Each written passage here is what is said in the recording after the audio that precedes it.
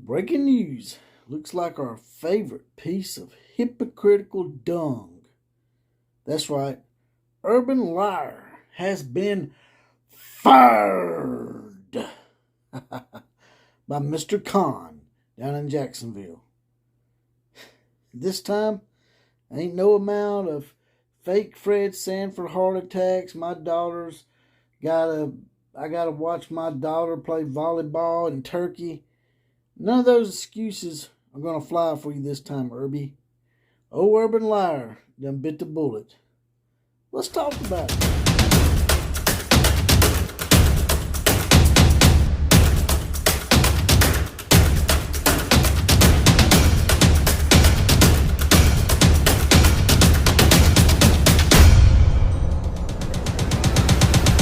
Well, that's going out there, boys and girls in sporting land. As you heard in the lead up, our Urban Meyer has been let go. He has basically been relieved of his duties by Mr. Khan down at Jacksonville. That's right. But before we get to all that, I'd like to ask you guys and gals to like, share, comment, and subscribe to this channel. Subscriptions are very important. They keep me in the good graces of YouTube, keep me motivated, and most importantly, they bring in you guys. They bring in the home of the Common Joe and Common Sally in the know. Even more so than all those media talking heads. Now let's get right to it here. Urban Meyer, or as I like to call him, Urban Meyer. Oh, Urban Meyer done went and screwed up again. This has been an ongoing thing, and it's really starting to irk me a little bit, is that people keep giving this guy chances. And it all comes back to the fact that people, for the most part, if a coach is winning, it doesn't matter what they're doing. I mean, for the most part, they can get away with just about anything. I have a huge issue with that.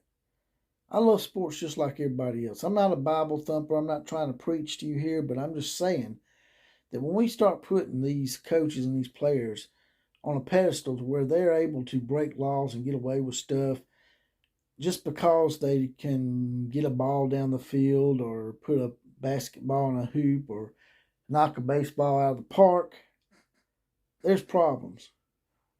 And we got to stop doing this shit, man. These people should not be above the law. Urban Meyer started out his shadiness at Bowling Green and Utah. He left some NCAA type sanctioned stuff there when he was at those two universities as well. Then when he gets into the big time at Florida, without Tim Tebow there and the Ten Commandments, that place likely melts down a lot sooner. But he had Tim Tebow, and Aaron Hernandez and numerous other players on the Florida team were out committing crimes, basically had a run of the city, stealing stuff, assaulting people. Aaron Hernandez was running a mini drug cartel out of Gainesville. He took his cartel with him to New England and decided that he was going to be American. He decided he's going to be the American gangster, doing his best Denzel Washington, and goes and kills some kid, or not even a kid, but kills some man up there in New England.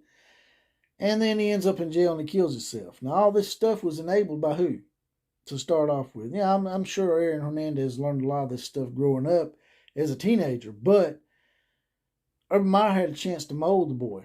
He had a chance to mold these players, and he didn't really make that big of an attempt to do it, because all Urban Meyer was concerned with was wins and losses. And the thing about Urban Meyer is he's like one of them real slimy politicians. Is he'll leverage anything to make himself look good or to get himself out of hot water. And that's what he did at Florida. Nick Saban started handing him his ass, and he decided he's going to fake a... I know I don't have proof of that, but it's just awful coincidental this man starts having heart issues and pulls a Fred Sanford, ends up in the hospital, and then he comes back for another year so it don't look so obvious. He retires, says he's going to quit, then he comes back. Nick Saban beats him again. And this time, his ass was gone. Leaves. Oh, I remember him doing a special on it, how his daughter wrote him a note and what he needed to do, and yada, yada, yada. It's all this good feel good stuff, but you could just feel it, man. There was something there that wasn't quite right. It was a little too over the top, a little too Little House on the Prairie kind of shit. And he said he wanted to take some time so he could be with his daughter and watch her play volleyball, and maybe one day make a professional volleyball team in Liechtenstein or Romania or somewhere like that. And he didn't even stay out of the game long enough for his daughter to finish her volleyball career. He's back at Ohio State after he said he was going to take off a while because his health issues were just so bad, and he had to have family time just so bad that he just couldn't go back to coaching for a long time. I guess a year and a half or 2 years is a long time for him. But anyway, he ends back up at Ohio State and wins him a national championship, just like he did at Florida.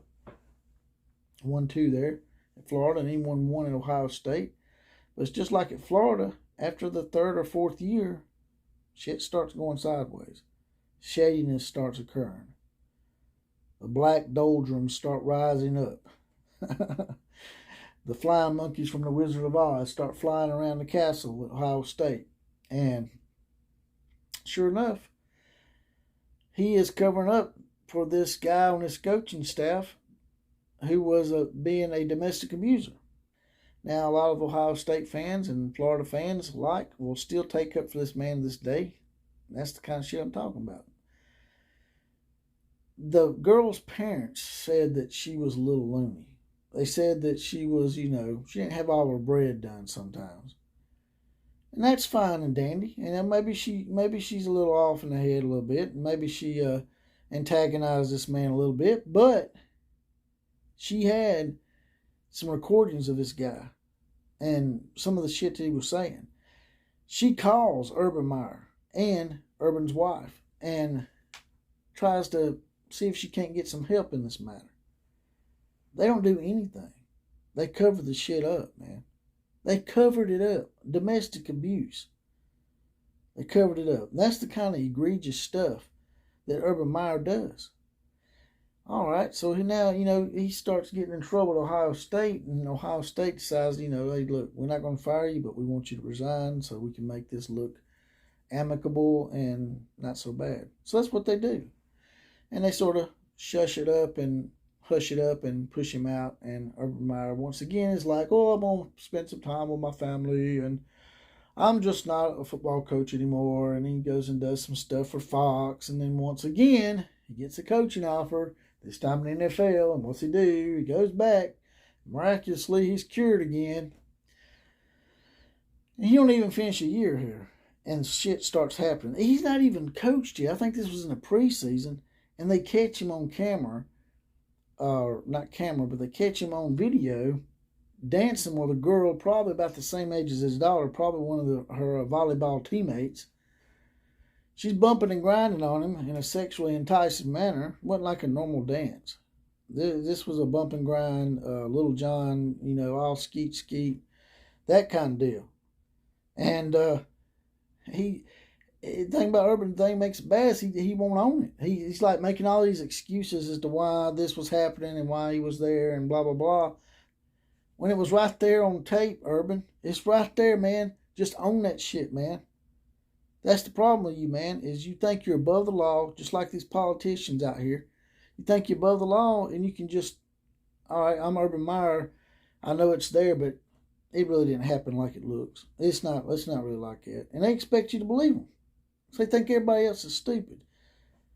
They're the monkey in the zoo playing in their poo. They think everybody's laughing with them, but they're not. They're laughing at them because everybody knows that you're an idiot and that you're just saying shit to cover your ass. And so now, surprisingly, they bring him back. They let him coach because he hadn't started losing yet. And now we come to find out today, he goes out there and kicks one of his players. I think it's just like his field goal kicker or something. He goes out there and kicks the guy. And so they really can't cover that up. Or could they? Yeah, they could have. Let me tell you why they didn't. It's because of what, class? Why do you think they fired Urban Meyer? You think it was because he kicked that guy? Because they didn't fire him for out there bumping and grinding on some 25-year-old that wasn't his wife, because his wife is like 50-something. So they didn't fire Urban Meyer because he kicked that guy, in my opinion. They fired him because they gave him a reason. And give him a reason to fire him because he wasn't doing what? He wasn't winning ball games. If Urban Meyer had won 9 or 10 games this year in Jacksonville, they would have found some way, in my opinion, to hush that shit up. But him doing that, give them an out. Because now they don't have to pay him his payout. Because what he's done is called something like moral turpitude or something. And now they can let him go without having to pay him. And so that's what they did. So, you guys and gals, tell me what you think about this. But the thing of it is, the one thing I want people to do, everybody out there, every university, every NFL team, do not hire this guy again. Please blackball him. He is not good for college athletics. He's not good for anybody. He's not a good influence on anybody. Everywhere where he's went, he's left a big-ass stain. And that's the main purpose of this video. Do not hire Urban Meyer no matter what. I know you want football glory, but it's not worth it. Not that kind of... You don't want it that way. And that's all I got to say about that. Like, share, comment, and subscribe to this channel. And as always, KMCA to all the other teams.